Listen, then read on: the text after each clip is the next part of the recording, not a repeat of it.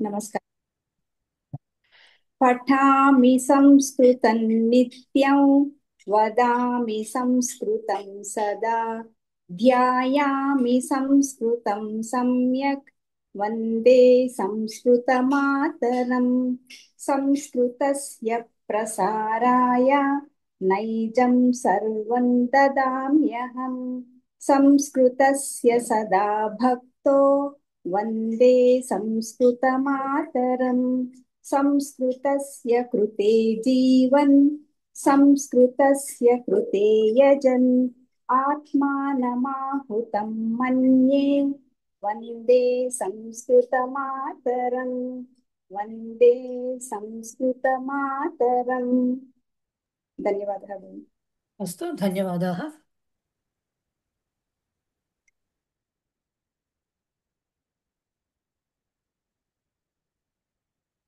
So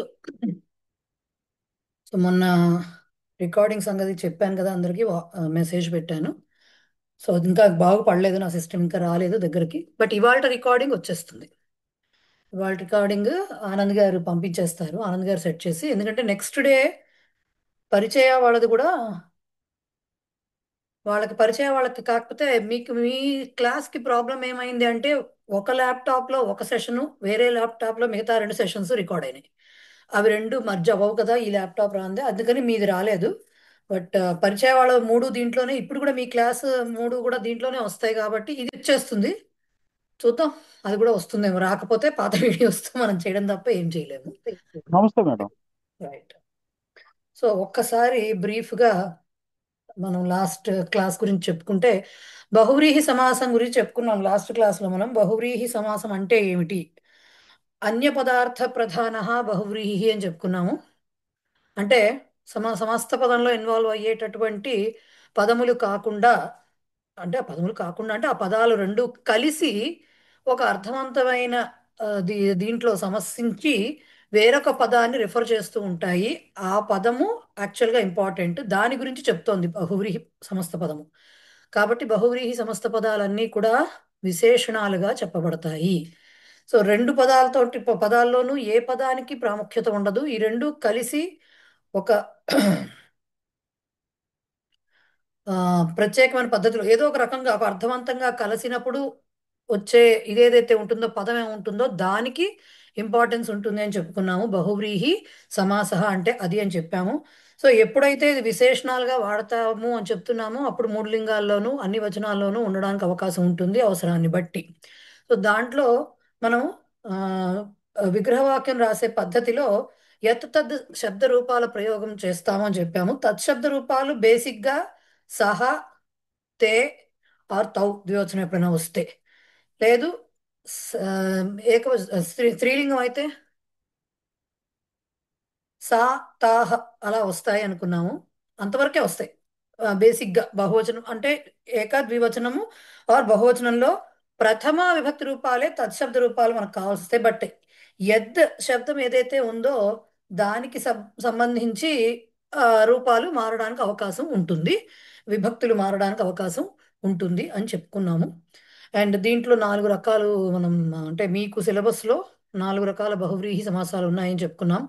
సమానాధికరణ బహువ్రీహి, వ్యధికరణ బహువ్రీహి, నై బహువ్రీహి, సహ పూర్వపద బహువ్రీహి అని. వీటి గురించి మొన్న మనకి చూపించుకోవడానికి అవలేదు కాబట్టి మన ఏమంటారు స్లైడ్స్ ఇవాళ ఒకసారి చూపించుకుని వాటిని కూడా ఎక్స్ప్లెయిన్ చేసుకుంటే, దానిలో నేను రాసినవి ఏమన్నా ఎవరికైనా అర్థం కాని పరిస్థితిలో ఉంటే అర్థమవుతాయి. ఒక్క నిమిషం, ఇది ఎక్కడుందో చూడండి. నన్ను ఎక్కడ పెట్టానో ఇదేమో తెలియదు.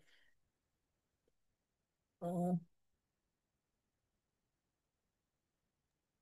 మీరు షేర్ చేసిందేనా మేడం? నేను షేర్ చేసిందే ఉంది, అది ఓపెన్ చేస్తున్నాను. ఒక్క నిమిషం.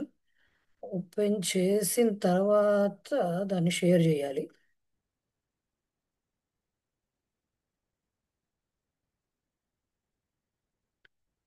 అంటే ఈ ల్యాప్టాప్ వేరు కదా, కొంచెం దీంట్లో నాకు కొన్ని ఇబ్బందులు ఉన్నాయి. ఈ ల్యాప్టాప్ షేరింగ్ దీంట్లో కొన్ని ఆపరేషన్స్లో కొత్త, వేరే ల్యాప్టాప్ కాబట్టి నేను అంత టెక్నికల్ ఫ్రెండ్లీ కాదు. నేను ప్రాబ్లంగా, అది ప్రాబ్లం, నాకు కొంచెం షిఫ్ట్ అవ్వడానికి టైం పడుతుంది నాకు, అంతకుమించి ఏం లేదు.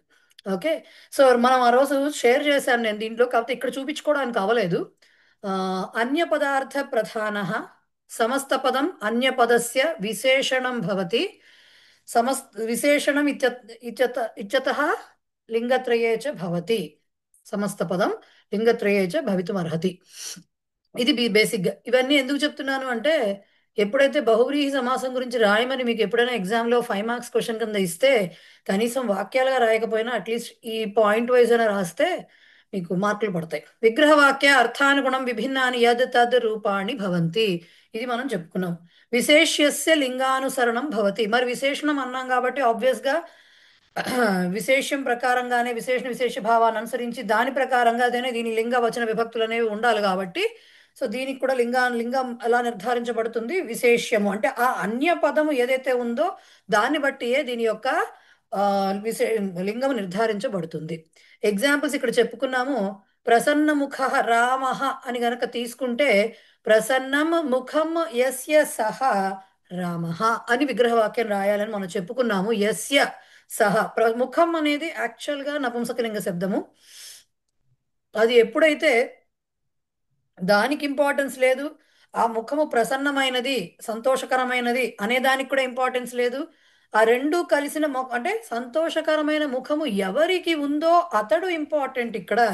కాబట్టి ఆ అతడు సహా ఎవడికి ఉందో అంటే యస్య సహా అతను ఇంపార్టెంట్. కాబట్టి ఇక్కడ ప్రసన్నం ఇంపార్టెంట్ కాదు, ముఖం అంతకంటే ఇంపార్టెంట్ కాదు. ప్రసన్నం ముఖం యస్య ఎవరికైతే ఉందో సహా అతడు ఇంపార్టెంట్. సో ప్రసన్నముఖ రామ గురించి చెప్తున్నాం కాబట్టి అక్కడ పుంలింగ రూపం అని రాశాము. అలా కాదు సీత ప్రసన్న ముఖము కలది అని చెప్పాలి అంటే కలిగి ఉన్న ఆమె అని చెప్పాలి అంటే ప్రసన్న ముఖి. ముఖ అనే రూపం కూడా ఉంది, ముఖి అనేది ఎక్కువగా మనం వినే రూపం. ఓకే, సో ప్రసన్నం ముఖం అలాగే ఉంటుంది, అది మారదు. ఎందుకు? ముఖం అనేది నపుంసకలింగము, దానికి సంబంధించిన విశేషణము ప్రసన్నము కాబట్టి అవి రెండు అట్లాగే ఉంటాయి. ఎవరికి చెప్తున్నాం? ఇది సీతాదేవి ఒక లేడీకి చెప్తున్నాం కాబట్టి యస్యాహ సా అని రాయాలి విగ్రహవాక్యము. దానికి యూజువల్గా మనకి వాడుకలో ఉన్న ఎక్కువగా వాడుకలో ఉన్న పదము ప్రసన్న ముఖి అనే పదం ఉంది కాబట్టి ముఖి. చాలా చోట్ల ముఖ కూడా రాస్తారు, అది కూడా ఉంది. సో అలా రాశాము. అలాగే ధృత పుష్పా బాలిక అని చెప్తున్నప్పుడు ధృతం పుష్పం, ఈ ధృత శబ్దము క్త ప్రత్యయ రూప శబ్దము కాబట్టి యయా ఆర్ అక్కడ పుంలింగం అయితే ఏన ఆర్ స్త్రీలింగం అయితే యయా తృతీయ విభక్తి రూపం రావాలి. ధృతం త ప్రత్యయం ఉంది కాబట్టి కర్తృపదము మనకి కర్మణి ప్రయోగం అనుసారంగా ఎలా అయితే తృతీయాలో వస్తుందో ఆ విధముగా ఎవరి చేత ధరింపబడినదో అంటే బడిన పుష్పము ఎవని చేత అయితో ఆర్ ఎవత చేత అయితేనో ఆమె అని చెప్పటము దీని యొక్క ఉద్దేశ్యం. అప్పుడు ధృత పుష్ప అని పుష్పం నపుంసకలింగం అయినప్పటికీ కూడా దాని యొక్క లింగము ఈ విశేష్యమైనటువంటి బాలిక అనే పదాన్ని అనుసరించి ఉంటుంది. ఒక్క నిమిషం. అలాగే కాదు ధృత పుష్ప దేవ అని చెప్పుకున్నట్టయితే ధృతం పుష్పం ఏన సహ అని చెప్పుకోవాలి అని మనం చెప్పుకున్నాం. ఇవన్నీను జస్ట్ ఒకసారి ఇక్కడ ఉన్నవి మాత్రమే ఎక్స్ప్లెయిన్ చేస్తున్నాను. అలాగే బహుజనం గృహం అంటుంటే ఒక పక్కన గృహం నపుంసకలింగ శబ్దం కాబట్టి బహవహ జనాహ యస్మిన్ తత్ గృహం అంటే యస్మిన్ అంటే అర్థం ఏంటి? యస్మిన్ సంతి యస్మిన్ గృహే నివసంతి తత్ గృహం అని అర్థం అనమాట. యస్మిన్ గృహే బహవః జనాః నివసంతి తత్ గృహం అని అర్థం అనమాట. సో గృహం నపుంసకలింగం కాబట్టి యస్మిన్ ఎందులో అయితే ఉంటున్నారో కలరో అని చెప్పటం యస్మిన్ అనే దాని ద్వారా చెప్తాం మనము సప్తమి విభక్తి. ఈ విధంగా చూస్తే మీరు ప్రతి చోట యత్ శబ్ద రూపాలు విభక్తులు మార్చుకుంటూ ఉంటాయి. తత్ శబ్ద రూపాలు జనరల్గా సహసా ఆర్ తే తాహ ఆర్ తత్ తాని ఇలాగే ఉంటాయి ఎక్కువగా.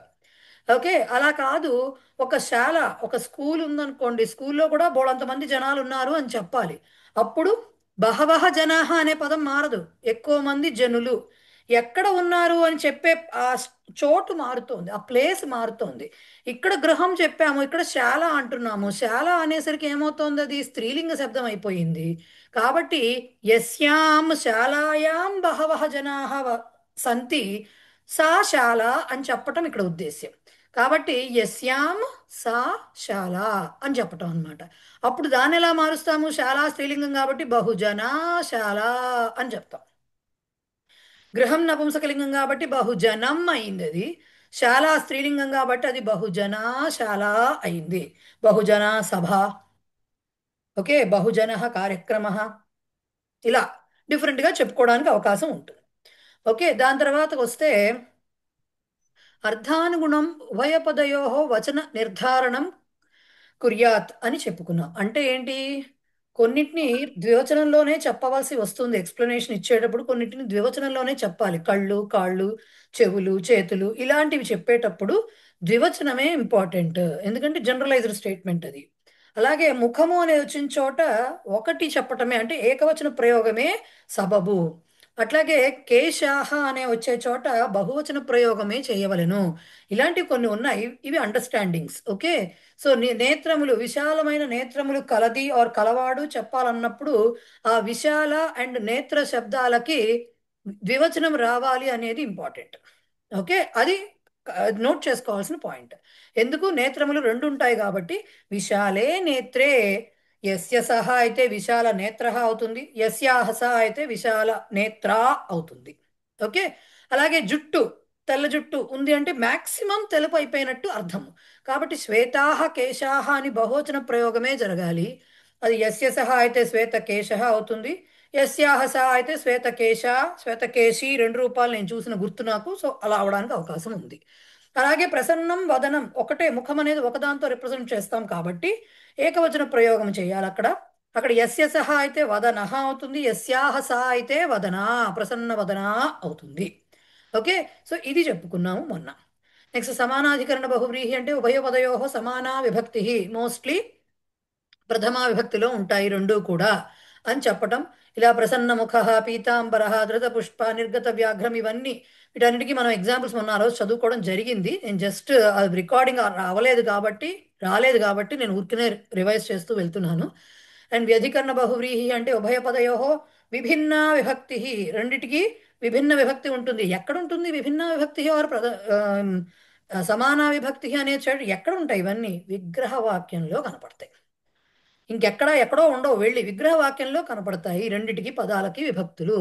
సో కుసుమహస్తాహం అని నేను అన్నాను, రెండిటికి వర్తిస్తుంది ఈ పదము. పుంలింగానికి స్త్రీలింగానికి కూడా వర్తిస్తుంది.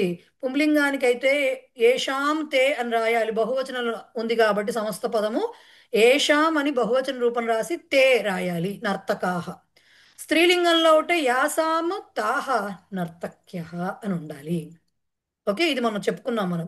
అలాగే దండహస్త మీకు పుస్తకంలో ఇచ్చిన ఎగ్జాంపుల్ ఏది? చంద్రమౌళి, ఇవన్నీ దాంట్లో ఇచ్చిన ఎగ్జాంపుల్స్. అలాగే నై బహువ్రీహి గురించి చెప్పుకున్నాం మొన్న. నై తత్పురుషంలో కూడా చెప్పుకున్నది ఏంటి మనం? నై తత్పురుషం అంటే నెగేషన్, ఉన్నది కాదు, అది కాదు అని చెప్పేది నై తత్పురుషం. ఇప్పుడు ఇది ఇక్కడ నై బహువ్రీహి అంటేనే సమస్త పదము అది వేరే దానికి విశేషణం అవుతుంది కాబట్టి వేరెవరి గురించో చెప్తున్నాము. కాబట్టి ఇది మీకు దాన్ని అనుసరించి దాని యొక్క లింగాన్ని అనుసరిస్తూ ఉంటుంది. ఇక్కడ ఏం చెప్తాము? వచ్చే సుబంతం ఏదైతే ఉందో అది లేనివాడు ఆర్ అది లేని ఆమె అని చెప్పాలి అది మనం. ఓకే, ఇక్కడ సుబంధం ఏమొస్తుంది? ధన, విద్య, పతి, అపత్య, ఇలాంటి పదాలన్నీ ఇక్కడ రాశాను నేను. ఓకే, దీనికి కూడా నై తత్పురుషులో ఎలా అయితే ఉందో అలాగే సుబంత పదము వ్యంజన సుబంతం అయితే ఆ వస్తుంది. అదే స్వరసుబంతం అయితే అన అనే మాట యాడ్ అవుతుంది అని చెప్పాము. ఎప్పుడు సమస్త పదంలో యాడ్ అవుతుంది. విగ్రహవాక్యం రాసేటప్పుడు న విద్యతే అనే పదంతో రాయాలి.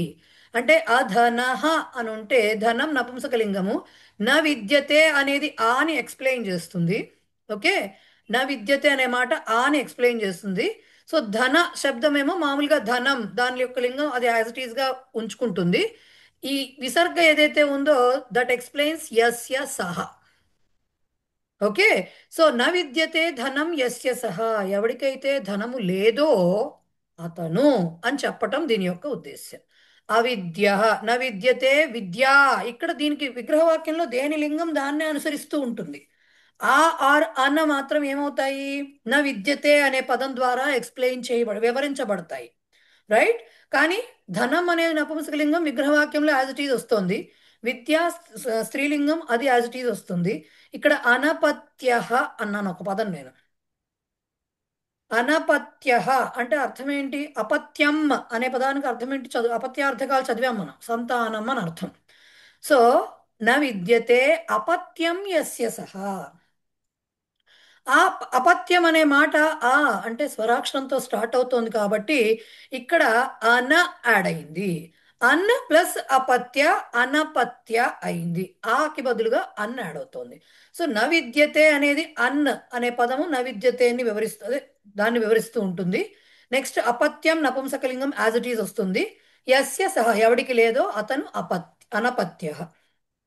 అనపత్య అంటే సంతానహీనురాలైన స్త్రీ అని చెప్పడానికి వీలవుతుంది, యస్యాహ సా రాస్తే. ఓకే, అలాగే అపుత్ర న విద్యతే పుత్ర యస్య సహ. పుత్రులు లేనివాడు అపుత్ర. బేసిక్గా ఇక్కడ పుత్రులు లేనివాడు అన్న ఒక రకంగా అది అనపత్య కిందకే వస్తుంది. జనరల్గా పిల్లలు లేరు అని చెప్పే ఉద్దేశంలో అపుత్ర అని చెప్తారు, జనరల్ నోటేషన్ అది. ఒక్కొక్కసారి కూతుళ్ళు మాత్రమే ఉండి కొడుకులు లేని సందర్భాల్లో కూడా అలా చెప్పే అలవాటు ఉన్నది. సో అపుత్ర న విద్యతే పుత్ర యస్య సహ అబల. మనం చెప్పుకున్నాము న విద్యతే బలం యస్యాహ సా అయితే అబల, యస్య సహ అయితే అబలః. ఓకే, రాసిన దాన్ని బట్టి ఉంటుంది. ఇక్కడ అనీశ్వర అని ఒక మాట రాసాం. అనీశ్వర అంటే ఏంటి అర్థము? సుప్రీం, అంటారు అల్టిమేట్ పవర్ ఏదైతే ఉందో అది అది మీరు శివుడు అనుకోండి, విష్ణుమూర్తి అనుకోండి, ఇంకెవరన్నా అనుకోండి, పరమాత్మ అనే దానికి అనీశ్వర. నా విద్యతే ఈశ్వర యస్య సహ అంటే మనందరికీ ఈశ్వరుడు ఉన్నాడు, ఇంకా ఆయనకి ఈశ్వరుడు లేడు, ఆయనకు ఆయనే ఈశ్వరుడు. కాబట్టి వేరే ఈశ్వరుడు ప్రత్యేకంగా లేనివాడు, సుపీరియర్ లేనివాడు, కాబట్టి అనీశ్వర అనే మాట నా విద్యతే ఈశ్వర యస్య సహ అని వస్తుంది. ఇక్కడ ఈ అపుత్ర అనే పదము మనకి నై తత్పురుషలో కనపడుతుంది, అలాగే నై బహువ్రీహిలో కూడా కనపడుతుంది. నై తత్పురుషలో కనపడిన దానికి మనము అసలు పుత్రుడే కాదు వాడు అని చెప్తాము. అంటే మంచివాడు కాదు కాబట్టి, కొడుకు తగిన పుత్రుడు కాదు కాబట్టి, యోగ్యుడైన వాడు కాదు కాబట్టి నా పుత్ర he is not a son at all అని చెప్పడంలో అర్థంలో అపుత్ర అని నై తత్పురుష నా పుత్ర అంతే. కానీ ఇక్కడ నై బహువ్రీహి అంటే దశరథ మహారాజ అపుత్ర ఆసీత్ బహుకాల పర్యంతం అన్నప్పుడు చాలా కాలం, లేదంటే ఎవరన్నా ఒక సహ అపుత్ర అన్నాను అతనికి పిల్లలు లేరు అని చెప్పడం అనమాట. సో నవిద్యతే పుత్ర యస్య సహ చైల్డ్లెస్ అన్నప్పుడు నై బహువ్రీహి అవుతుంది. ఈ రకమైనటువంటి మనం ఆ డిఫరెన్స్ ఎలా తెలుస్తుంది మనకి అంటే సందర్భానుసారం మాత్రమే మనం గ్రహించగలము. కొత్తగా మీకు అపుత్ర ఇస్తే రెండిట్లో ఏది రాసినా కరెక్టే. ఏదైనా ఒక సందర్భం ఇస్తూ దాంట్లో కనుక అపుత్ర అని మెన్షన్ చేస్తే మాత్రం దానికి తగ్గట్టుగా విగ్రహవాక్యము సమాసనామము రాయవలసి వస్తుంది. ఇది నై బహువ్రీహి. తర్వాత సహపూర్వపద బహువ్రీహి గురించి చెప్పుకున్నాము. సమాసంలో అంటే సమస్త పదములో స ఆర్ సహ అనే పదాలు కనబడతాయి. విగ్రహవాక్యంలో వాటిని ఎక్స్ప్లెయిన్ చేస్తూ సహ వర్తతే ఇతి అనే మాటలు కనబడతాయని చెప్పాము. దీని గురించి చాలా డిస్కషన్ ఆ రోజు జరిగింది. సలక్ష్మణ, సపుత్ర, సహరిహి, ససీత ఇవన్నీ రాశాము. లక్ష్మణేన సహ వర్తతే ఇది. ఎప్పుడైతే సహ అనే పదం వచ్చేసిందో తృతీయా విభక్తి రావాలి పక్కనున్న సుబంతానికి. కాబట్టి లక్ష్మణేన, హరిణ, పుత్రేణ, సీతయ ఇలాగా చెప్పుకోవడం జరిగింది. సీత రామ, స లక్ష్మణ రామ, స హరి శివ, ఇలాంటివన్నీ వస్తాయి. సపుత్ర పిత, ఇలా మనకు రకరకాలుగా రాయొచ్చు.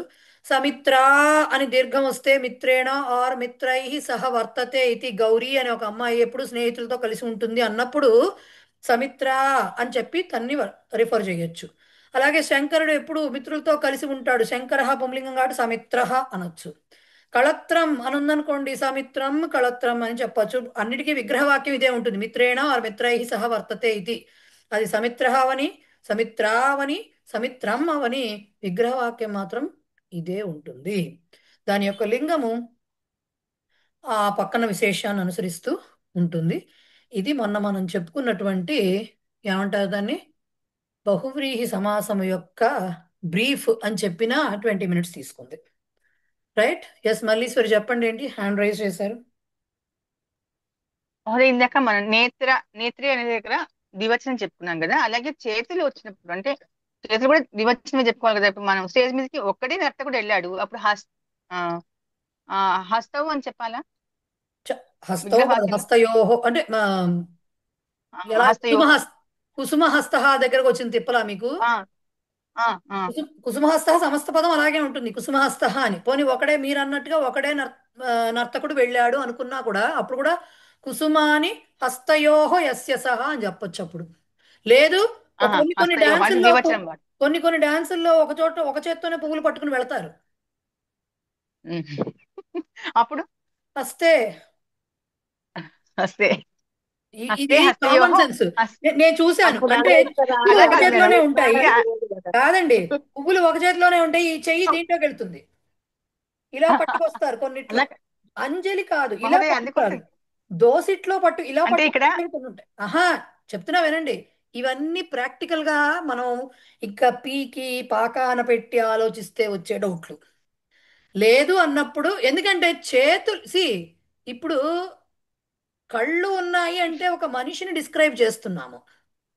ఆ మనిషి యొక్క వర్ణన అంటే ఎలా ఉన్న కళ్ళు, కనుముక్కు తీరు ఎలా ఉంది చెప్పేటప్పుడు, కళ్ళు చెప్పేటప్పుడు రెండు కళ్ళ గురించి మాట్లాడతాం, ఒక కన్ను గురించి, అన్లెస్ స్పెసిఫిక్ కేసెస్లో తప్ప జనరల్గా ఒక రెండు కళ్ళ గురించి చెప్తాం. ముక్కు గురించి చెప్పాలంటే ఏదో చాంపే నాసికా టైప్లో ఒకటే చెప్తాం, రెండు మూడు ముక్కుల గురించి చెప్పాం అక్కడ, ఉండవు కదా. ఒంటికంటి రాక్షసు గురించి చెప్పాలంటే మాత్రం ఒక కన్ను గురించి అప్పుడు చెప్తాం అదే అంతే. చెప్తున్నా, ఒంటి కన్ను రాక్షసులు. మొన్న నేను అంటే కాదన్నారు, నవ్వారు అందరూ. దేవేంద్రుడి గురించి ఏం చెప్పమంటారని అడిగారు నన్ను. నేను ఏం చెప్పాలి చెప్పండి సమాధానం దానికి. సో ఇవన్నీ ఎక్సెప్షనల్ కేసెస్. జనరల్ గా మనకి తెలిసిన మ- రెండు కళ్ళు, మహోదయ రెండు ఇది నా చేతులు. డౌట్ కాదు, హిమబింది గారిది. ఎవరిదైనా ఇది నా డౌట్ కానివ్వండి, కాదు, నేను ఎవరిని హిమబింది గారు. కించపరచడం గురించి చెప్పట్లా. జనరల్ గా మనకు తెలిసిన మనిషి అంటే ఓ తలకాయ ఉంటుంది, రెండు కళ్ళు ఉంటాయి, ఓ ముక్కు, ఓ నోరు ఉంటుంది. ఆ నోరు ఎన్ని రకాలుగా మాట్లాడినా మాట్లాడొచ్చు కాక, రెండు చెవులు ఉంటాయి, రెండు చేతులు, రెండు కాళ్ళు. ఇది మామూలుగా మనకు తెలిసినటువంటి మనిషి స్వరూపం. దాన్ని బట్టి ఆలోచించాలి తప్ప ఆ షణ్ముఖుడు ఉన్నాడు కదా, మళ్ళీ దాంట్లో అదేం విగ్రహ వాక్యం రాయాలి, మళ్ళీ అది ఇంకేం చెయ్యాలి, మరి కృష్ణుడికి ఇద్దరు తల్లులు ఉన్నారు కదా, ఈయన ఎలా ఎక్స్ప్లెయిన్ చెయ్యాలి, ఇవన్నీ అంటే దానికి ఆన్సర్స్ ఉండవు. అవన్నీ స్పెషల్ కేసెస్, వాటిని అట్లాగే చూడాలి. రైట్.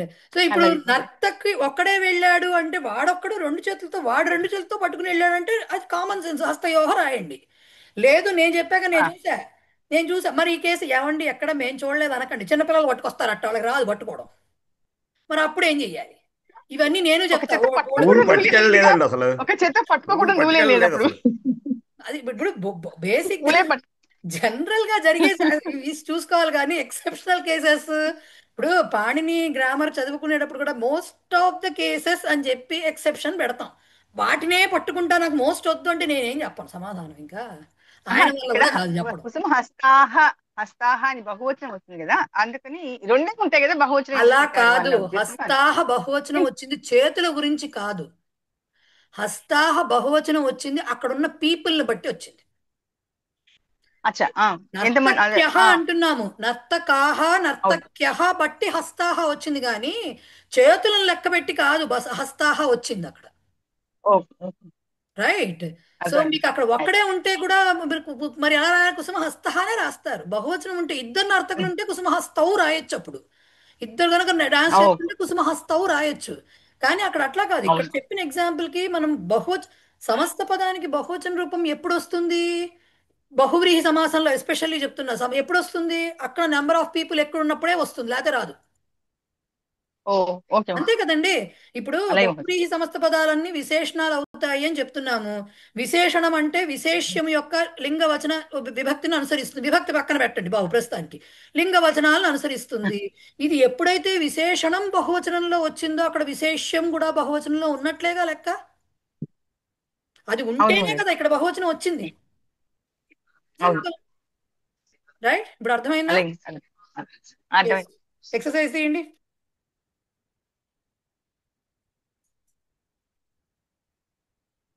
ప్రసన్న ముఖ అన్న ముఖి అన్న ఒకటి కదా. జనరల్ గా ముఖాముఖం అని రాసే ఇది ఉందండి. ముఖి అనేది కూడా ఉంది రాయడం. దానికి ఏవో ఎక్సెప్షన్స్ ఏవో ఉన్నాయి. కొన్ని చోట్ల ముఖి రాయాలి, కొన్ని చోట్ల ముఖా రాయాలి అనేది ఏదో ఉంది రూల్. అంటే మనం రాస్తే తప్పేం కాదు కదా, ముఖ తప్పు రాస్తే కాదు. ముఖి రాస్తే. ముఖా రాయకండి, ముఖి అని చెప్పారు వాళ్ళు, ఎక్కడో మీ పుస్తకంలో చెప్పారో ఎక్కడో చెప్పినట్టున్నారు. సో ముఖి రాయండి, సింపుల్ అది. ఓకే. ఓకే. ఇప్పుడు ఎక్సర్సైజ్ చేస్తున్నప్పుడు కొన్ని కొన్ని విశేష పదాలు అంటే విశేష వివరణ కావాల్సిన వచ్చినవి కొన్ని వస్తూ ఉంటాయి. మర్చిపోకుండా అక్కడికక్కడ నోట్ చేసుకుంటూ ఉండండి. నేను ఇంతకీ రికార్డ్ బటన్ ప్రెస్ చేశానా భగవంతుడు అమ్మయ్య. ఓకే. లిఖితాని విగ్రహవాక్యాన్ని సమ్యక్ పరిశీల్య సమస్త పదం బహువ్రీహి సమాస ప్రభేదస్య నామ చ లిఖత. మనకి కష్టపడకుండా వాళ్ళే విగ్రహవాక్యం ఇచ్చారు. సమస్త పదం రాయమన్నారు. ఓకే, అది ఏమిటి, దాన్ని ఏమంటారు, ఏ ప్రభేదము అది కూడా రాయమని చెప్పారు. ఇక్కడ చూడండి, మహత్ బలం యస్య సహా. మీకు మహత్ శబ్దం గురించి చెప్పాను నేను మీకు ఇదివరకు. మహత్ శబ్దంలో మహాన్, మహతి, మహత్ అని వస్తాయి అని చెప్పాను. అది తెలుసు మీకు, రైట్? మహాన్, పేజ్ నెంబర్ మహతి, మహత్ అని వస్తాయి. విశేషణ పూర్వక కర్మధారయం చెప్పుకున్నప్పుడు కూడా చెప్పుకున్నాం మనం ఇది. ఎప్పుడైతే మహాన్, మహత్ శబ్దం పిక్చర్లోకి వచ్చిందో అది ఆత్వాన్ని పొందుతుంది సమస్త పదంలో అని కూడా చెప్పాను. అంటే దీర్ఘాన్ని పొందుతుంది, మహా అన్న రూపం వస్తుంది, రైట్? పేజ్ మహా నెంబర్ మామూలుగా పేజ్ నెంబర్ 94 సార్ నా పుస్తకంలో. సో సరే. విగ్రహవాక్యం రాసేటప్పుడు ఏం చేస్తాము, జస్ట్ లైక్ విశేషణ పూర్వపద కర్మధారయం రాసినట్టుగానే పక్కనున్న పదం ఏ లింగంలో ఉందో ఆ యొక్క లింగం పెట్టి, బలం ఉంది కాబట్టి మహత్ రాస్తాము, విద్య ఉంటే మహతి రాస్తాము, ఇంకోటి పుస్తకం ఉంటే మహత్ రాస్తాము. సో ఇలాంటివన్నీ రాస్తాం. లేకపోతే పురుష ఉంటే మహాన్ రాస్తాము. బట్ ఇప్పుడు సమస్త పదంలోకి వచ్చినప్పుడు ఆత్వాన్ని పొందుతుంది మహత్ శబ్దం అని చెప్పామంటే, ఆత్వం అంటే దీర్ఘం, ఆకారాన్ని ఆకారం అంటే షేప్ కాదు, ఆకారాన్ని వస్తుంది, ఆకారం వస్తుంది. సో మహా అని దీర్ఘం వస్తుంది సమస్త పదానికి అని చెప్పాం. ఇప్పుడు చెప్పండి, మహత్ బలం యస్య సహ పురుష మహాబల, అది కూడా వాళ్ళే ఇచ్చారు. సో సమానాధికరణ బహువ్రీహి అయింది. ఇది ఎందుకు అయింది? బలం నపుంసకలింగము ఏకవచనంలో ఉంది, మహత్ కూడా దానికి తగ్గట్టుగా అలాగే ఉంది కాబట్టి సమానాధికరణం అయింది అక్కడది, రైట్? ఉన్నతాని శిఖరాణి యస్మిన్ సహ గిరిహి, ఏం చెప్పాలి? ఉన్నత శిఖర ఉన్నత ఉన్నత శిఖరాలు. శిఖర ఉన్నత శిఖర ఉన్నత శిఖర శిఖర ఉన్నత శిఖర శిఖర పుంలింగం గిరిహి అని ఇచ్చాడు కదా, ఒకటే ఇచ్చాడు అక్కడ, ఏకవచనం ఇచ్చాడు. ఒక్క అంచేత పని చేద్దాం మనము, ఉన్నత ఈ శిఖర. గందరగోళం అనవసరం, నేను మ్యూట్ చేస్తున్నా, అడిగిన వాళ్ళు చెప్పండి చాలు. ఓకే, ఉన్నత శిఖర ఇదైతే వచ్చేసింది కాదు. ఉన్నత శిఖర, ఉన్నతాని శిఖరాణి యస్మిన్ సహ అన్నారు. సహ అని ఎప్పుడైతే అయిందో మనం వెంటనే గుర్తించాల్సింది ఏంటి, ఫస్ట్ పుంలింగ పదం ఇది అని చెప్పుకోవాలి. సో ఉన్నతాని శిఖరాణి అన్నారు, దానిలోంచి ప్రాతిపదికలు తీసుకోండి. ఉన్నత శిఖర ప్రాతిపదికలు తీసుకున్నారు, ఉన్నత శిఖర. ఇప్పుడు ఇది సహ పుంలింగం అన్నారు కాబట్టి దానికి విసర్గలు పెట్టండి, అయిపోయింది. ఉన్నత శిఖర గిరిహి ఆర్ పర్వత, ఎనీథింగ్. సో ఇప్పుడు ఇది ఏ ఇదవుతుందంటే, ఉన్నతాని శిఖరాణి రెండు కూడా ప్రథమ బహువచనంలో ఉన్నాయి కాబట్టి ఇది కూడా సమానాధికరణ బహువ్రీహి అవుతుంది.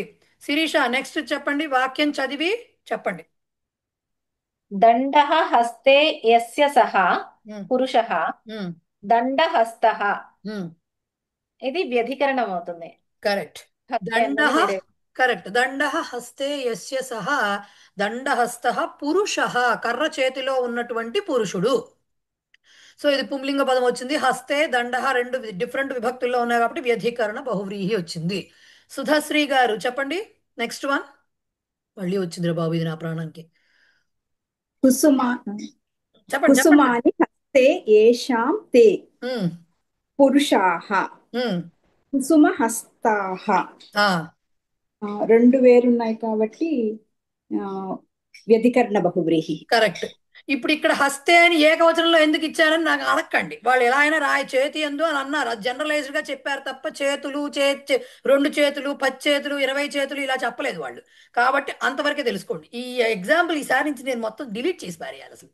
కుసుమాని హస్తే ఏషాంతే పురుషాః కుసుమ హస్తాః వ్యధికరణ బహువ్రీహి, కరెక్ట్. బొర్రా శారద గారు నెక్స్ట్ వన్ చెప్పండి మేడం. అన్మ్యూట్ చేసుకుని చెప్పాలండి, ఉన్నారో లేరో తెలియదు నాకు. ఇందిరా పోతరాజు గారు.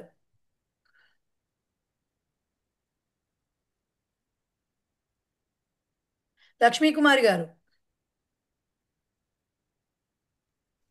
हरि ओम महोदय।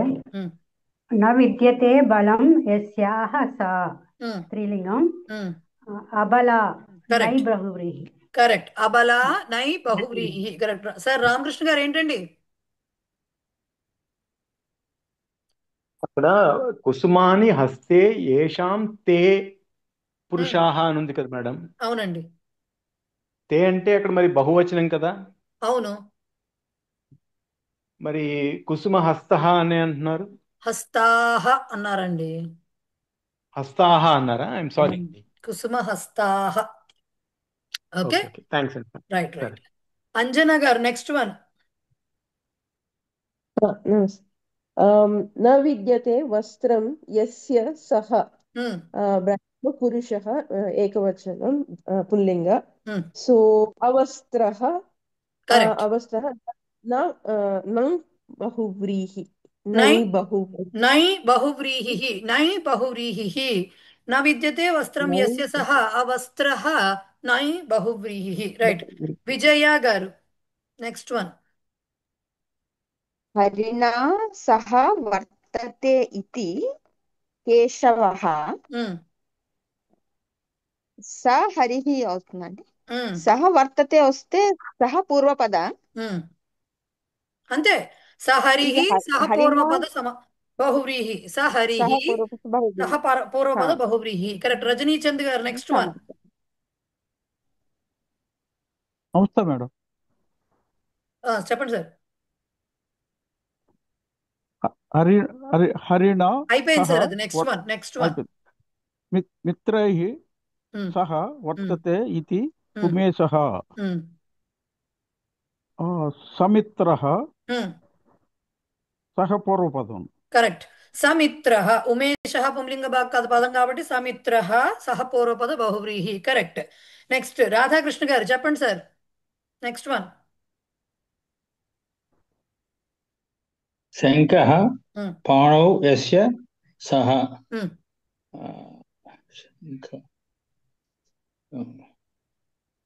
మేడం మన క్లాస్కి అటెండ్ అవ్వలేదు మేడం కొంచెం. శంఖపాణిః.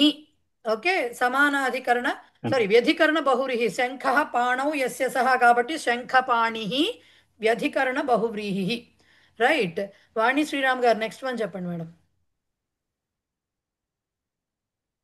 रिक्तौ हस्तौ यस्य सः भिक्षुकः रिक्तहस्तः समानाधिकरणं. కరెక్ట్.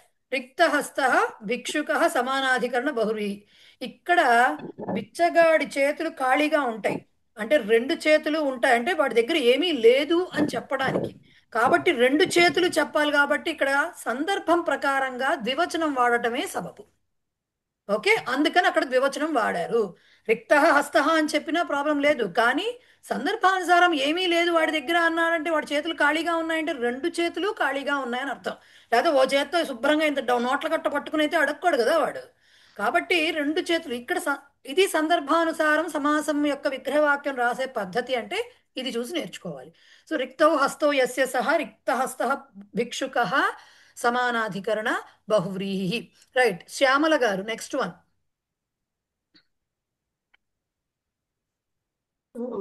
చాపహస్తే యస్య సహ చాపహస్తః వ్యధికరణం. చాపః హస్తే యస్య సహ యోద్ధః అంటే యోద్ధ. యోద్ధ అంటే యోధుడు. సో బాణము చేతి యందు గలవాడు. సో వ్యధికరణ బహువ్రీహి హస్తే అన్నారు కాబట్టి. రైట్. ఆదిలక్ష్మి గారు నెక్స్ట్ వన్. యోధ యోధ అంటే స్త్రీలింగ పదం అవుతుందండి. యోద్ధ యోధ కాదు, అది యోద్ధ స్త్రీలింగం కాదు. కర్త స్త్రీలింగ పదం అయిందా? కాదు. యోద్ధృ శబ్దం అది. యోద్ధ యోద్ధారో యోద్ధారః అని వస్తుంది. ఆనందపడిపోతున్నారు ఆయన ఆనందపడిపోతున్నారు. ఏమిటో ఇంకా ఇవాళ మాట్లాడలేదు. మాట్లాడక్కర్లా, నవ్వుతున్నారు. కరెక్ట్ గా పట్టుకుంటారు, క్యాచ్ చేస్తారు అని నవ్వుతున్నాను మేడం. అయ్యో రాత. సరే, ఇప్పుడు శ్యామల గారు చెప్పేశారు కదా. నెక్స్ట్ ఆదిలక్ష్మి గారు. చక్రం పాణౌ యస్య సహ విష్ణుః చక్రపాణిః వ్యధికరణ బహువ్రీహి. చక్రం పాణౌ యస్య సహ చక్రపాణిః అంటే విష్ణుః వ్యధికరణ బహువ్రీహి.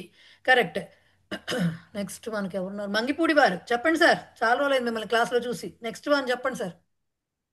Unmute unmute unmute unmute. Sir మ్యూట్లో ఉన్నారు.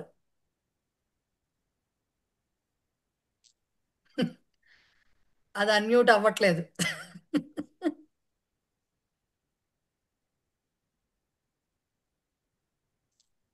పోలేండి, మళ్ళీ చెప్దురు కానీ అన్మ్యూట్ అయ్యాక చెప్దురు కానీ మీరు చెప్పేది వినపడదు ఇప్పుడు లేకపోతే. సో నెక్స్ట్ శివమాల గారు చెప్పండి. ఆమ్, భా ఆమ్, చ- చక్రం పాణౌ అయిపోయింది యస్య సహ అయిపోయింది. Next one. భార్యయా సహ వర్తతే ఇతి సభార్యః సహ పూర్వపద బహువ్రీహి. బహువ్రీహి. రైట్. సభార్యః సహ పూర్వపద బహువ్రీహి. భార్యయా సహ వర్తతే ఇది సభార్యః. కరెక్ట్. నెక్స్ట్ హిమబిందు గారు, నెక్స్ట్ వన్.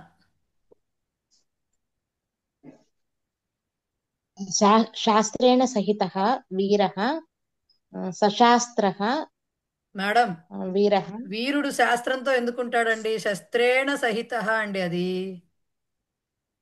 Okay okay. శస్త్రం శస్త్రేణ అంటే సహిత ఆయుధం. శస్త్రేణ సహిత వీరః సశస్త్ర. కరెక్ట్. సశస్త్రః సహ పూర్వపదం. కరెక్ట్. సహ పూర్వపద బహువ్రీహి. అయితే ఇక్కడ విగ్రహవాక్యం మీరు చూస్తే సహిత అని రాశారు. అంటే ఏమిటి? సహ వర్తతే ఇతి అని చెప్పటము. సహిత అంటే అర్థం ఏంటి? పుంలింగ పదము అని చెప్పటం. సో ఇలా కూడా రాయవచ్చును. సహవర్తతే ఇది జనరల్ గా రాసే పద్ధతి అదే. అది పుంలింగమా స్త్రీలింగమా చెప్పడానికి, ఎందుకంటే మీకు సమస్త పదం ఇప్పుడు సహవర్తతే అయితే అని ఇస్తే ఏదైనా రాయొచ్చు. సశస్త్ర అని కూడా రాయొచ్చు కదా. అందుకని వాళ్ళు కావాలని ఇచ్చారు సహిత అని పుంలింగం అని చెప్పటానికి ఇచ్చారు. రైట్. సార్ బంగిపూడి వారు ఇప్పుడు అన్మ్యూట్ అయ్యారు, చెప్పండి సార్. విద్యాధనం ఏషా తే పండితాః. విద్యాధనం ఇది వ్యధికరణ బహువ్రీహి. అది బానే, అది అసలు ఫస్ట్ పాయింట్, అది వ్యధికరణం కాదు. మీరు సమస్త పదం చెప్పలేదు. సమస్తపరణం విద్యాధనం కాదుగా. అదే నేను అంటున్నా. ఇక్కడ ఈ పాయింట్ కోసం నేను యాక్చువల్గా వెయిటింగ్. చూడండి, మీకు అవధారణ పూర్వపద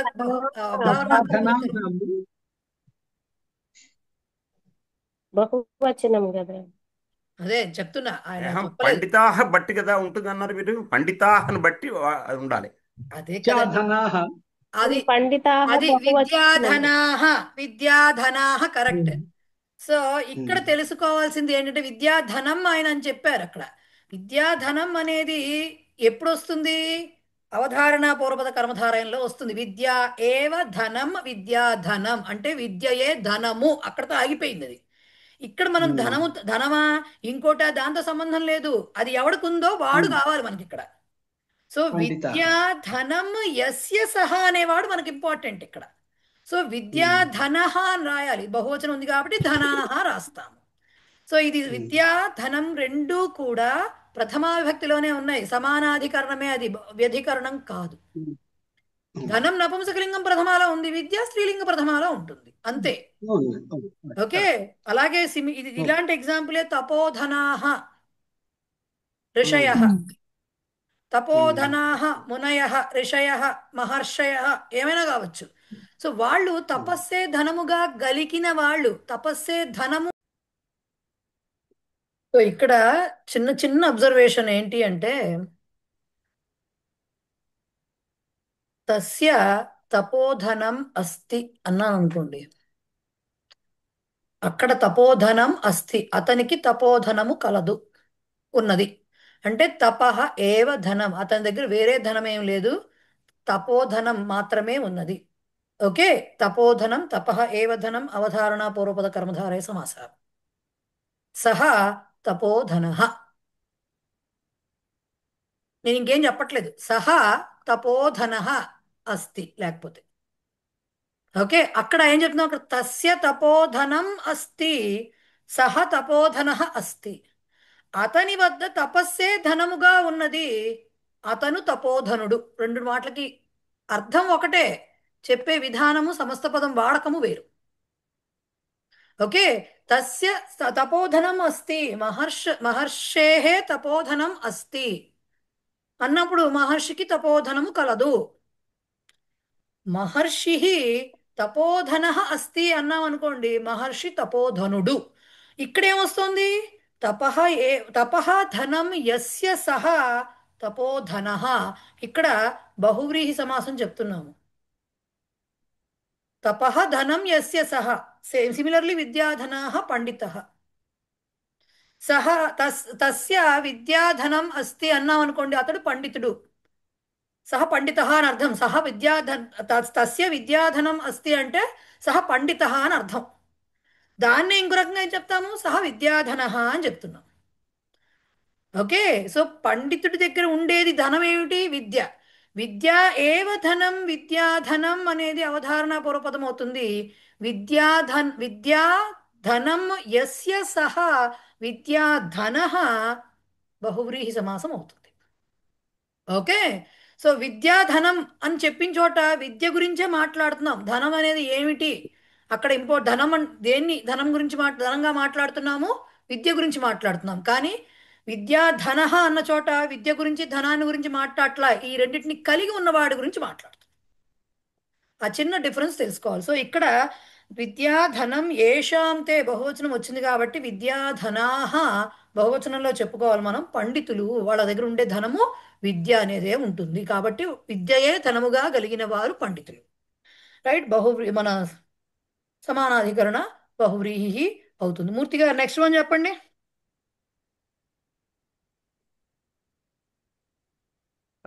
చంద్రః మౌళౌ యస్య సహ చంద్రమౌళిః సమానాధికరణ బహువ్రీహి సమాసం.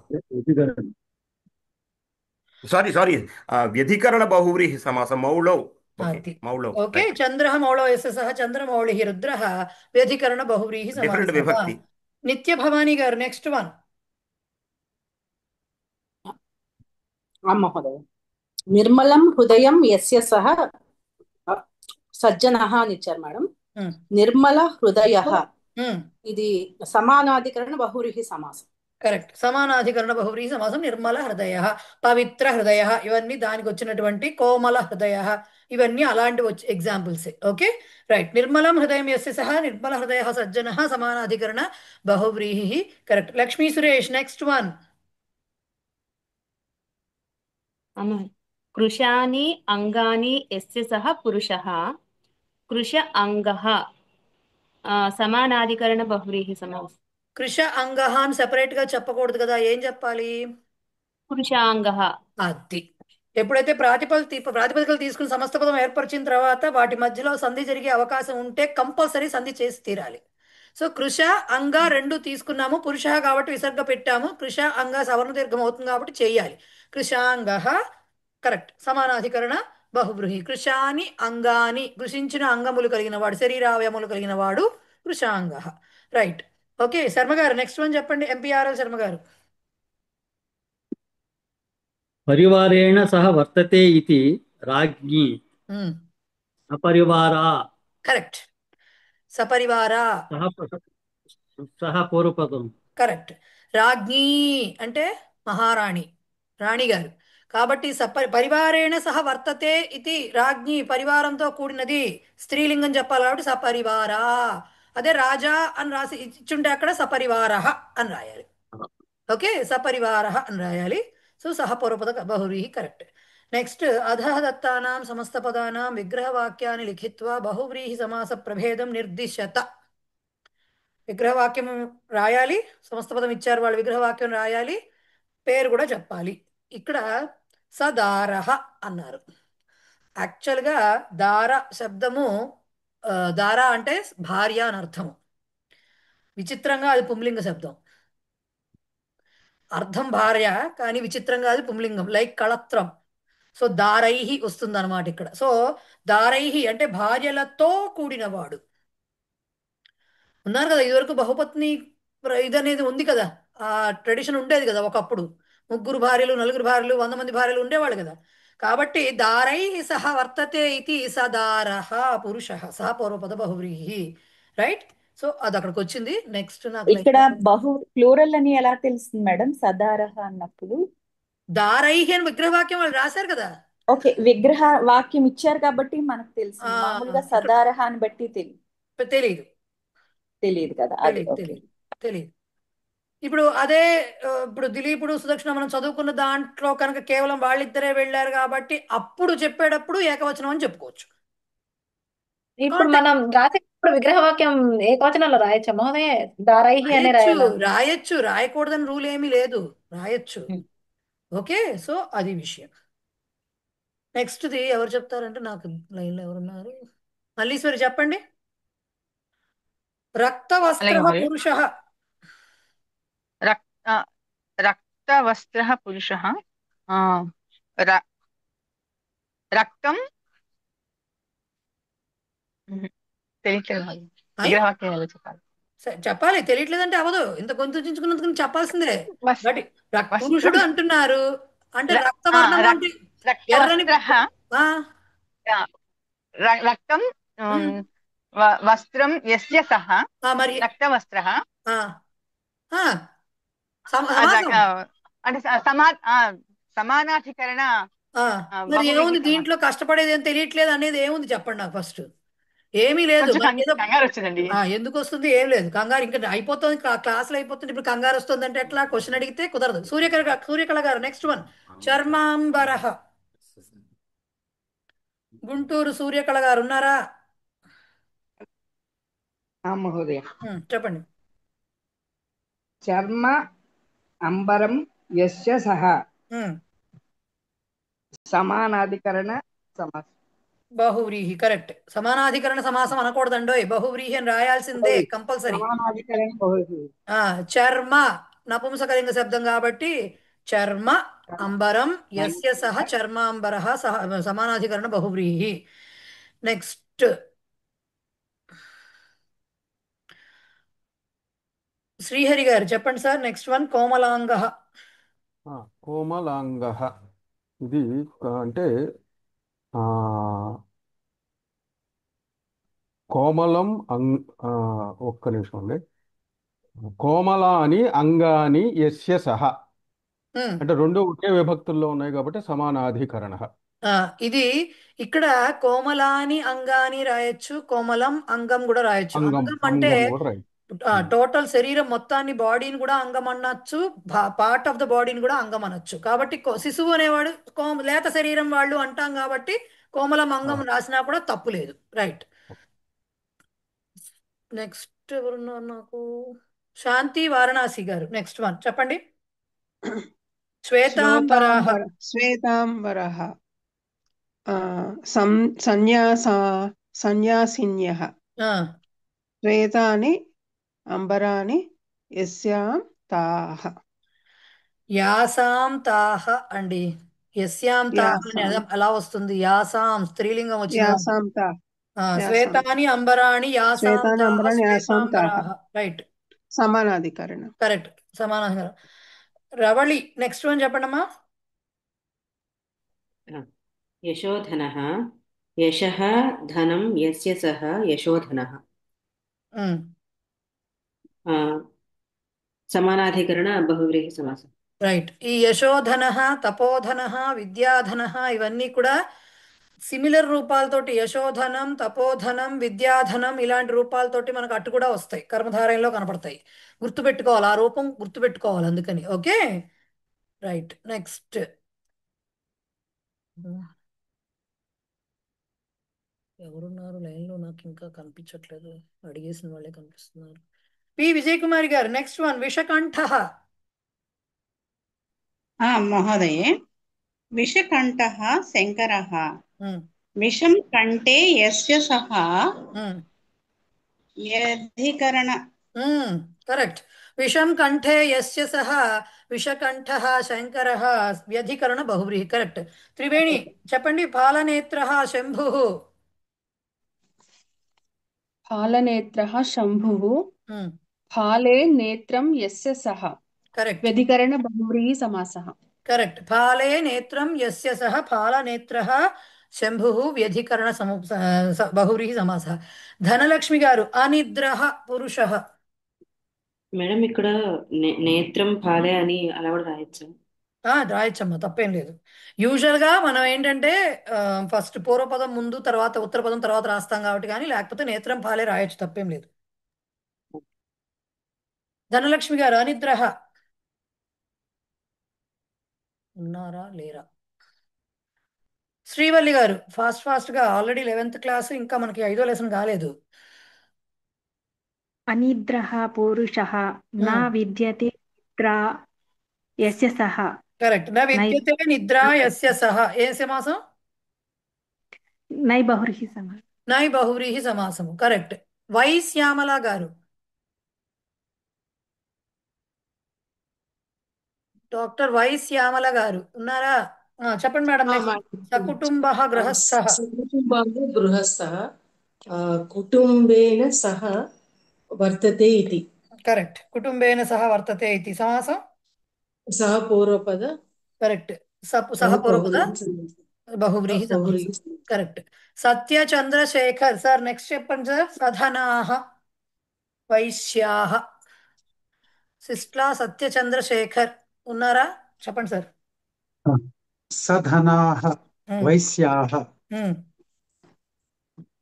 ధనేన సహితాః. అలా కూడా చెప్పొచ్చు. ధనేన సహితాః చెప్పొచ్చు.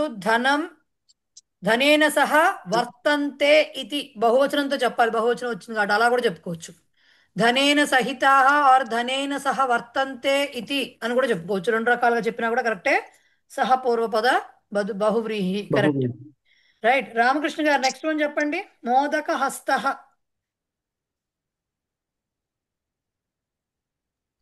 మోదక హస్తః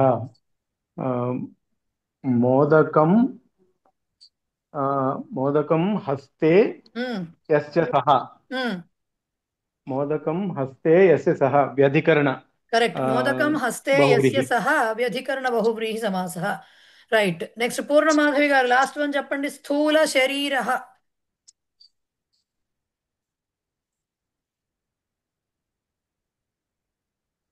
ఉన్నారా లేరా? చెప్పండి. వాయిస్ కట్ అయిపోయింది. ఈ వాయిస్ కట్ అయిపోయింది.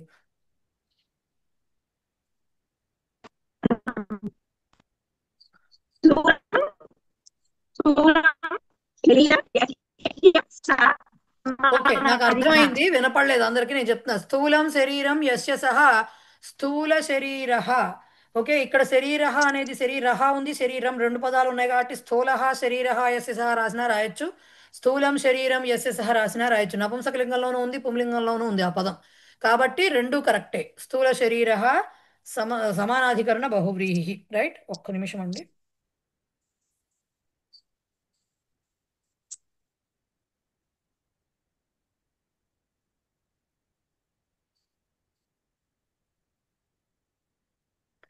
రైట్. సో ఇక్కడికి మీకు బహువ్రీహి సమాసం ఎక్సర్సైజ్ కంప్లీట్ అయింది. ఇప్పుడు నెక్స్ట్ చెప్పాల్సింది ఏంటంటే సన్ ప్రత్యయ రూపాలు. అంటే మనకి ఒక్కొక్క దాంట్లో ఒక్కొక్కటి వస్తూ ఉంటాయి కదా, నిచ్చులు అవి చెప్పాం కదా. ఇప్పుడు సన్ అనే ఒక ప్రత్యయం ఉంది. ఆ ప్రత్యయ తద్ధితాలు అయినాయి 3 పాఠాల్లో. నెక్స్ట్ నిచ్ అయింది.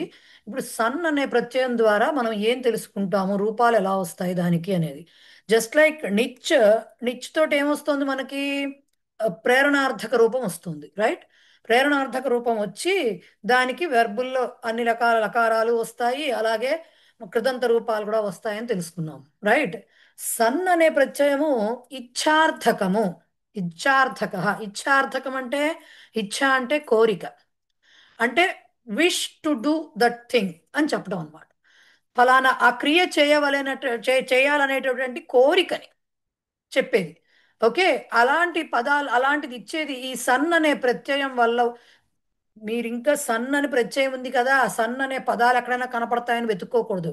ఆ ప్రత్యయానికిను ఇక్కడ వచ్చే రూపాలకి అసలు ఏమాత్రం సంబంధం ఉండదు. ఇవన్నీ గుర్తుపెట్టుకోవాల్సిన రూపాలే, దానికి ట్రిక్కులు లేవు. ఓకే, సో సన్ ప్రత్యయం అంటే ఏంటంటే ఇచ్ఛార్థకము. ఏదైనా ఒక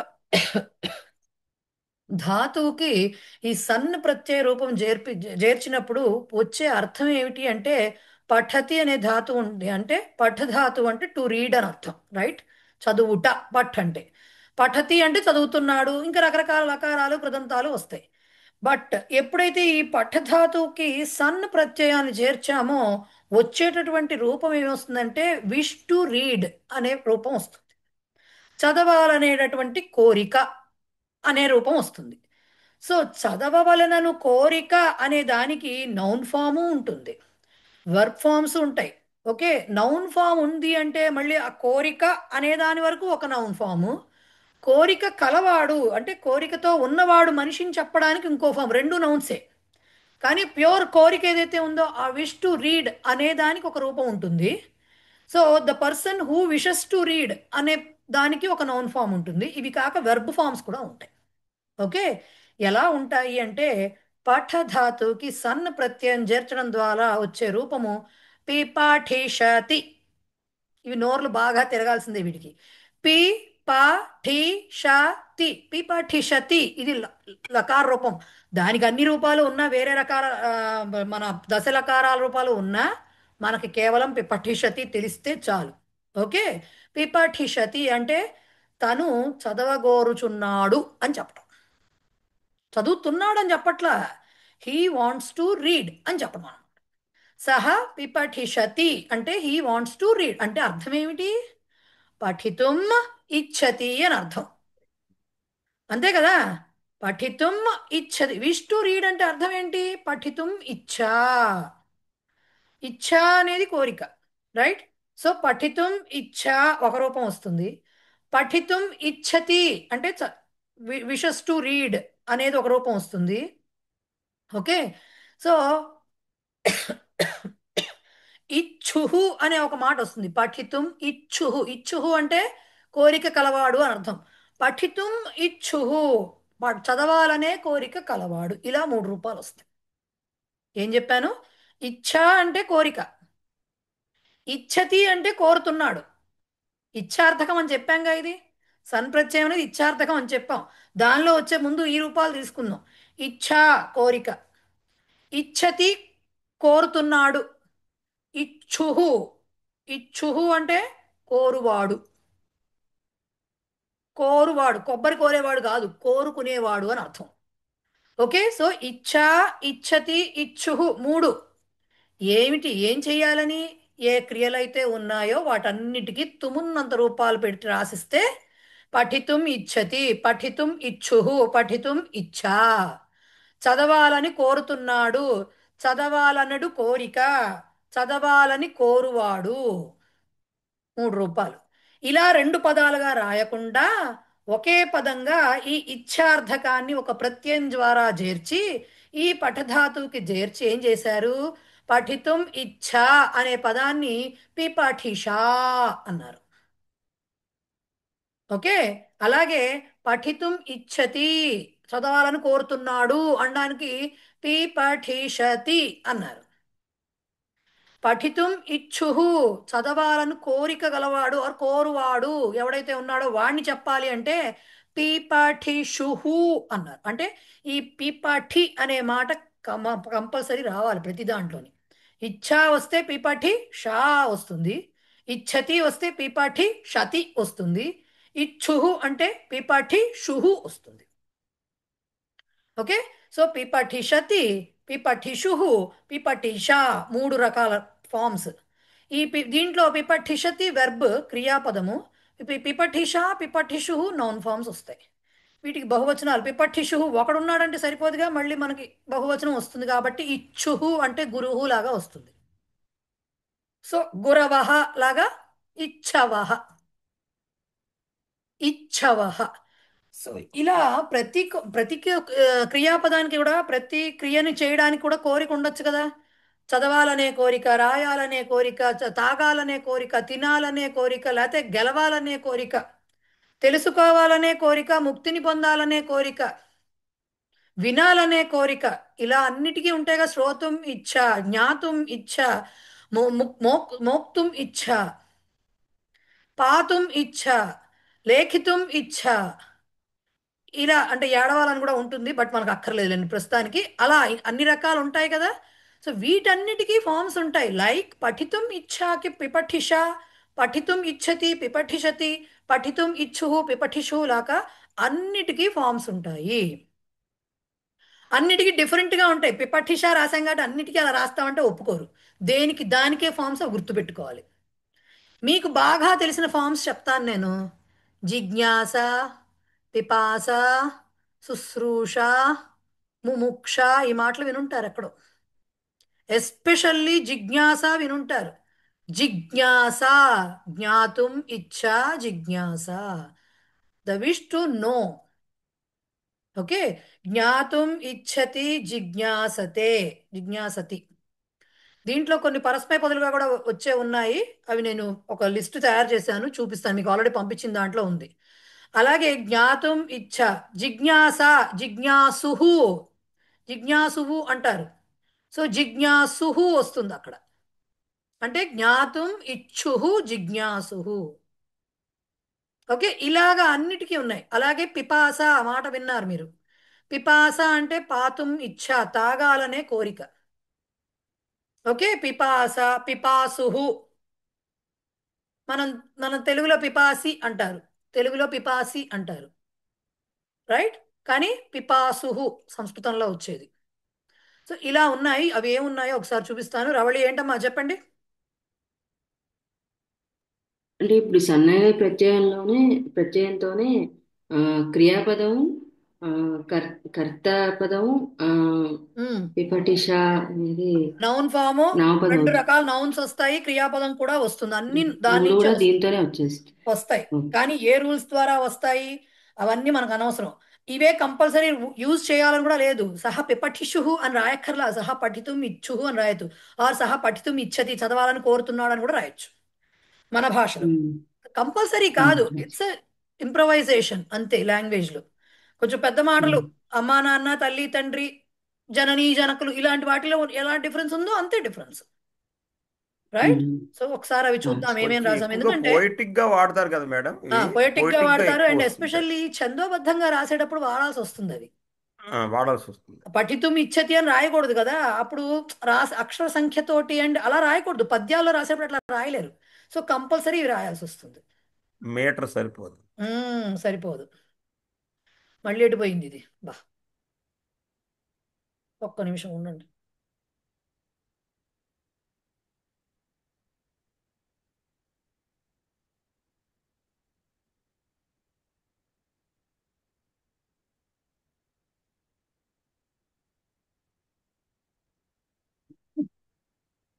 సో ఇక్కడ చూస్తే మీరు సన్ ప్రత్యయ ఇచ్ఛార్థక క్రియాపద రూపాణి కృదంత రూపాణి చ భవంతి.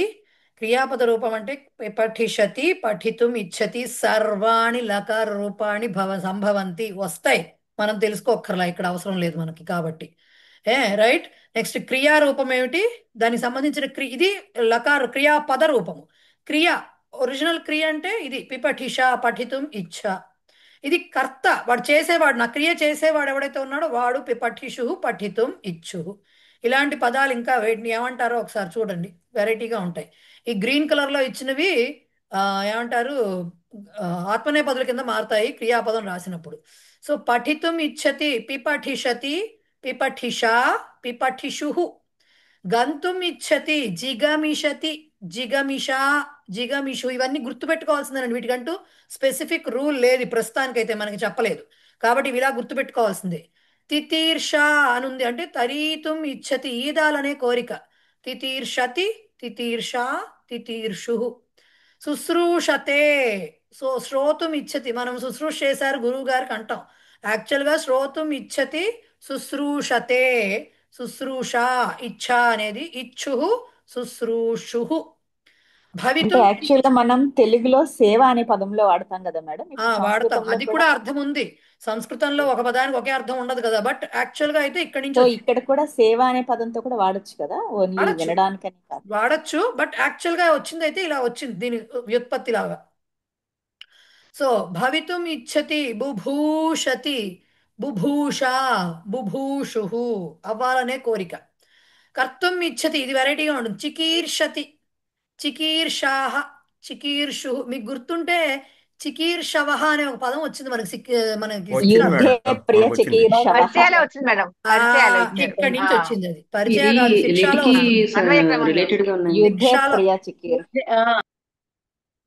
శిక్షలో కర్తగా వాడినప్పుడు శుశ్రూషు సేవాం కరోతి అనొచ్చా? అనొచ్చు. శుశ్రూషు సేవాం కరోతి, సేవాం కరోతి అనొచ్చు. అక్కడ అర్థం ఏమవుతుంది, శుశ్రూషు అంటే వినాలనే కోరిక గలవాడు అని వస్తుంది. గురువు యొక్క సేవం చేస్తున్నాడు, రైట్? ఇవి లిటిలో వచ్చే క్రియాపదాల దగ్గరగా ఉన్నాయండి. ఏంటండి? లిటి భూతాన్ని లిట్ దగ్గర లిట్ నుంచి లిట్ లిటి లిట్ భూత లిట్లో కొంచెం అలా ఉంటుంది, బట్ విగ్రహం అది కాదు. ముమోచ కొంచెం కనిపిస్తుంది కానీ యాక్చువల్ గా అలా రాదు. ఆ చక్క అక్కడ కొంచెం డిఫరెన్స్ వస్తుంది, మళ్ళీ తప్పదు. ఓకే, సో కర్తుమిచ్చతి చికీర్షతి, చికీర్ష, చికీర్షు. అలాగే జ్ఞాతుమిచ్చతి జిజ్ఞాసతే, జిజ్ఞాస, జిజ్ఞాసు. జేతుమిచ్చతి జిగీషతి, జేతుమిచ్చ, జిగీష, జిగీషు.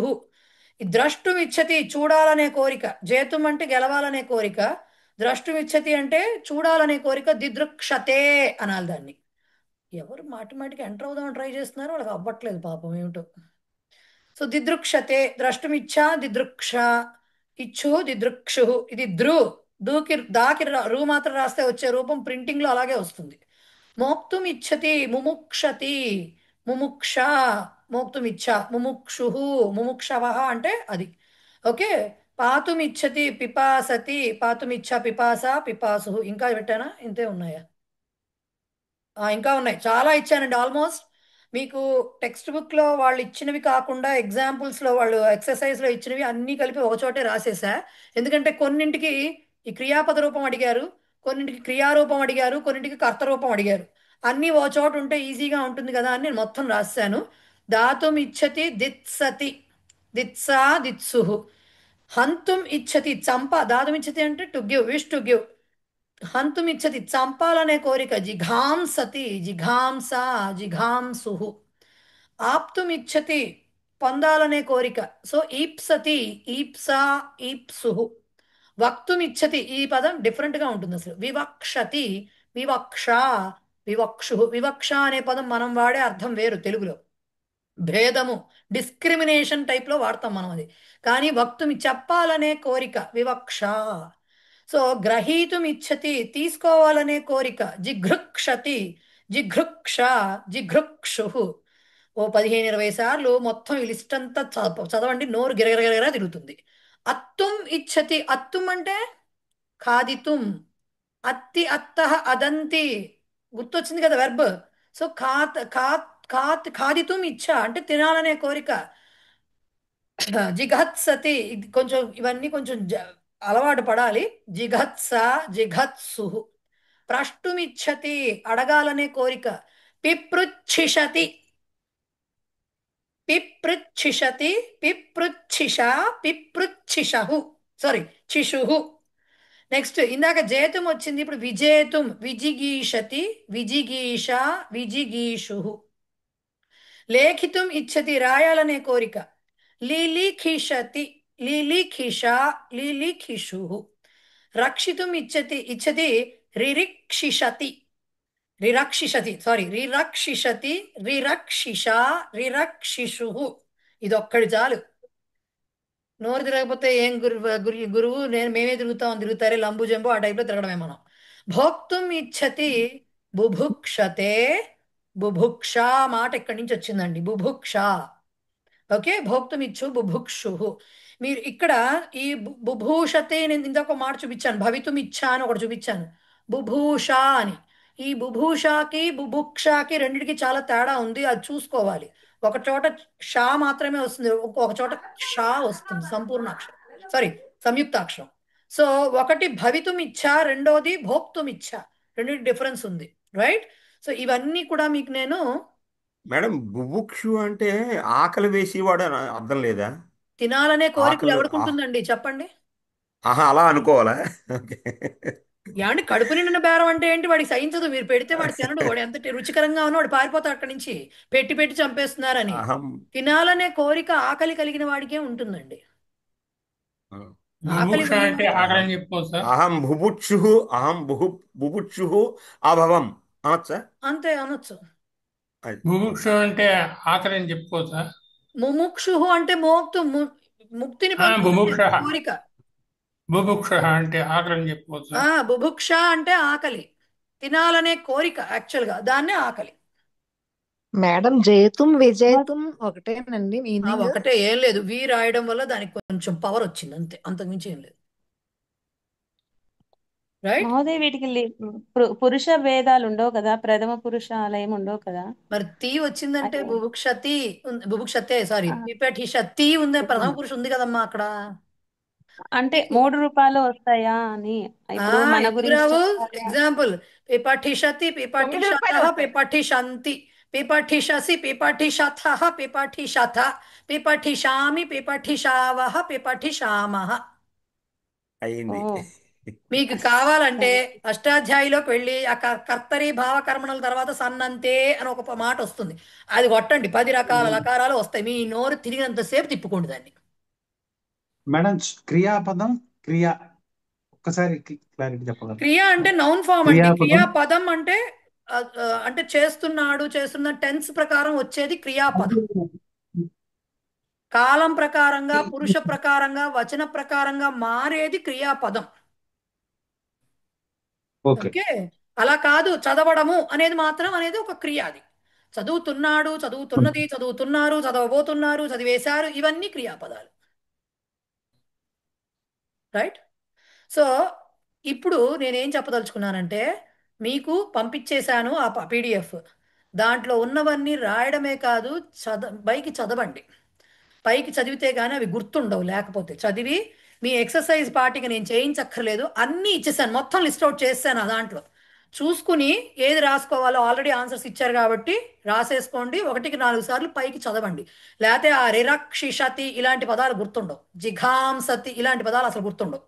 సో కాబట్టి అవి అందుకనే అన్నీ ఒక చోట రాశాను. ఎక్సర్సైజ్ మీరు చేసేసుకోవచ్చు ఇంకా. ఓకేనా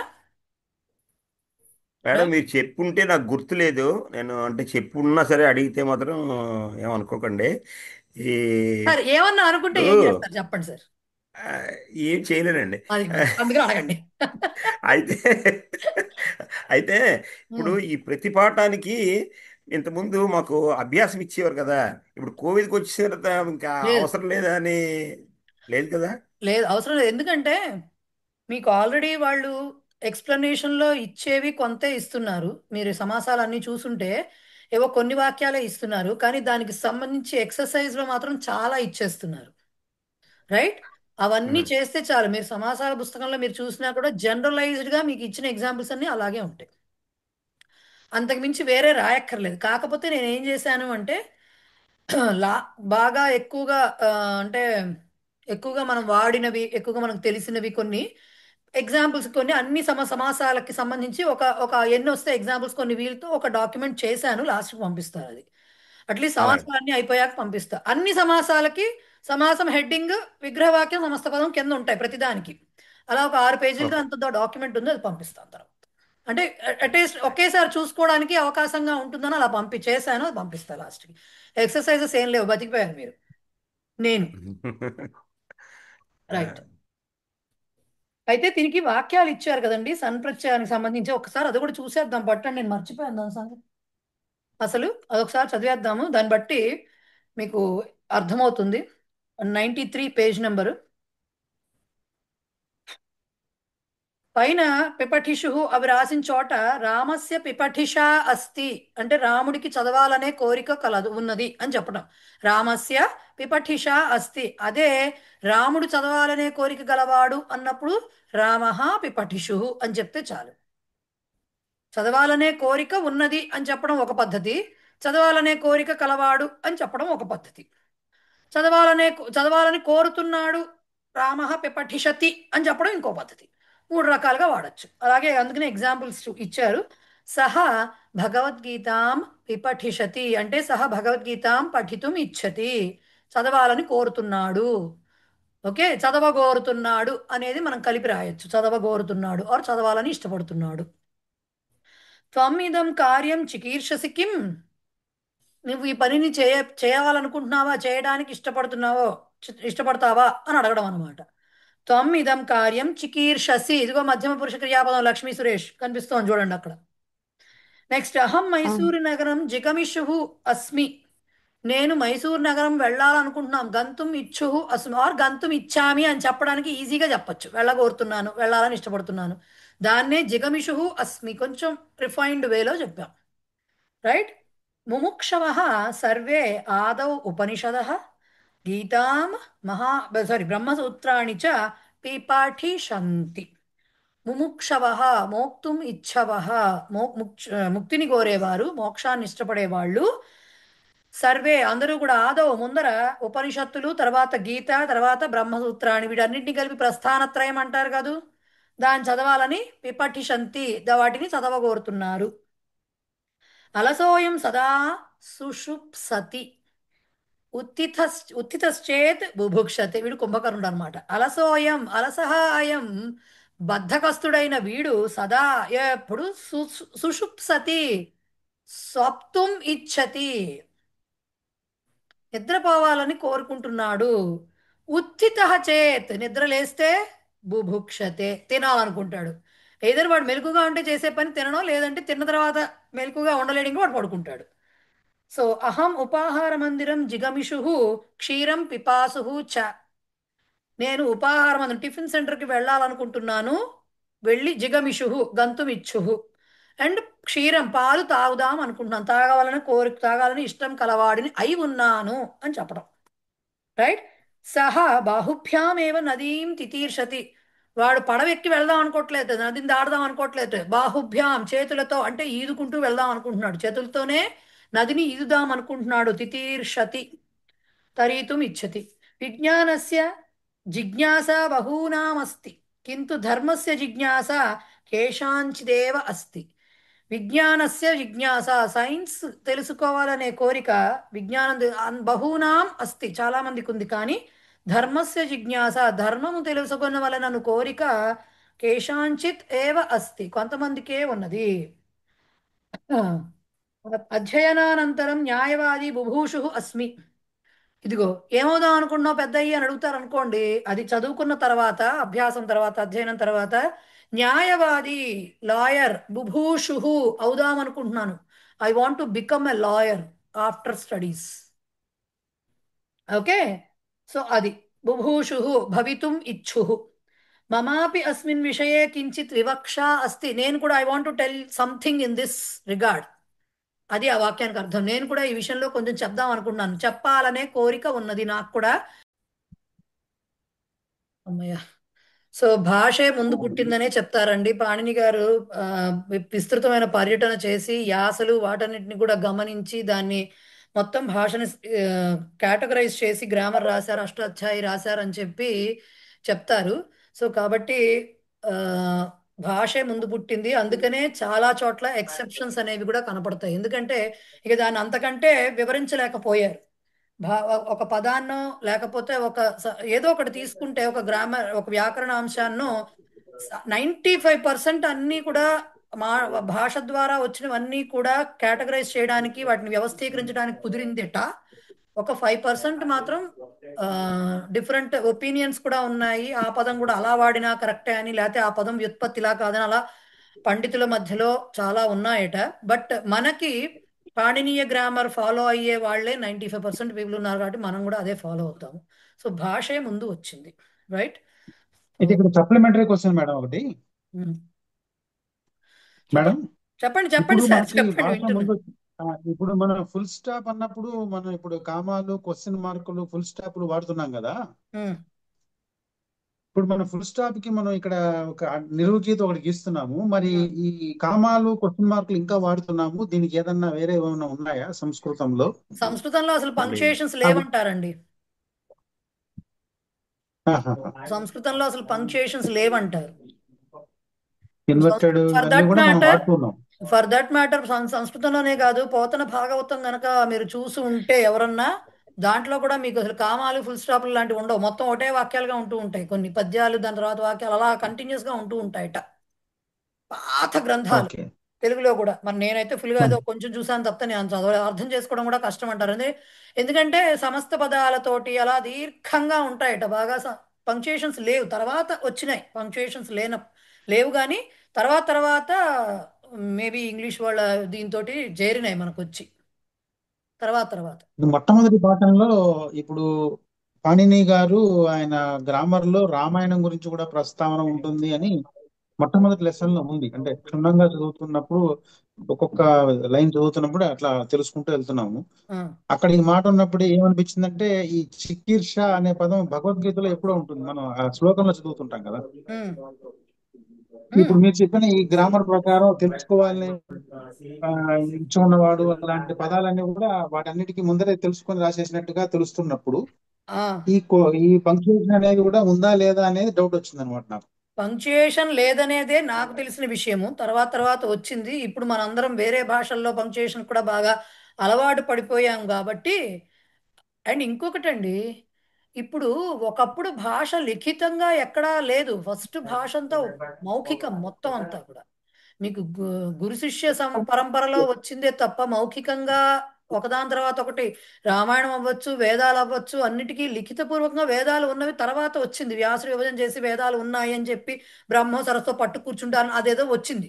బట్ మిగతావన్నీ తర్వాత రాసినవన్నీ కూడా ఒకళ్ళ తర్వాత ఒకళ్ళకి పుస్తకాలు అనేవి రాలేదు కదా. జిరాక్స్ మిషన్స్ లేవు కదా. వచ్చినవన్నీ ఒకటి రాసేసిన తర్వాత ప్రతులు లేవు. మౌఖికంగా ముందరకు వచ్చింది తప్పించది. సో మౌఖికంగా చెప్పేటప్పుడు మీరు పంక్చుయేషన్స్ ఎలా చెప్తారు? అయ్యో ఆశ్చర్యార్థకం ఇలా చెప్పలేం కదా మనం. ఎవరు క్వశ్చన్ మార్క్ ఇలా చెప్పలేం కదా. బేసిక్ నా ఒపీనియన్ అది.